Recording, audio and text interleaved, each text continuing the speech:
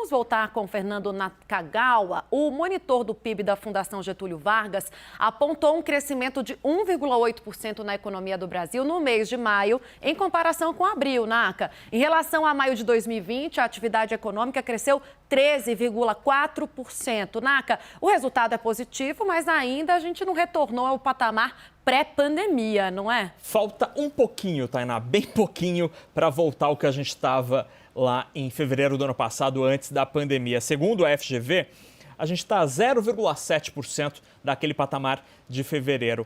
Mas aí eu chamo a atenção para um aspecto desse dado que é positivo e foi divulgado pela Fundação Getúlio Vargas.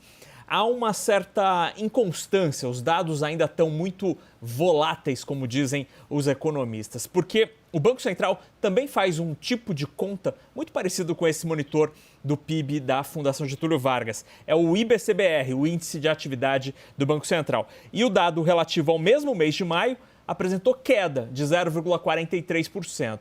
Isso, segundo os economistas, é um efeito, essa divergência entre os dados, é um resultado ainda da maneira divergente com que a economia está funcionando. Em maio, foi um mês bom para a economia porque muitas atividades foram gradualmente voltando com a aceleração da vacinação em todos os estados brasileiros. Mas a coisa ainda é muito inconstante. Então, só para a gente entender o que é isso. Por exemplo, atividades do agronegócio e da construção, essas estão voando, crescendo bastante em todo o Brasil. A indústria, dependendo do segmento, está indo bem, outros nem tanto. Falta, por exemplo, muita matéria-prima. E nos serviços, aí sim a gente tem muitos problemas. Por exemplo, muitas atividades ainda não voltaram a plenos pulmões. As escolas, muitas delas estão fechadas. Transporte e turismo ainda não voltou, está muito longe do que era normal.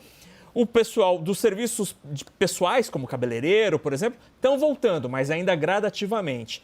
Então, ainda falta para pôr força aí em alguns segmentos da economia para que a coisa volte completamente. Mas a boa notícia é que a gente está bem pertinho do que estávamos em fevereiro, ainda que de maneira desigual. Então agora, a partir no segundo semestre, com a vacinação, a expectativa é que os serviços passem a liderar o crescimento, e aí é um segmento da economia que gera muito emprego, e isso vai ser bom porque é emprego que a gente precisa agora, Tainá.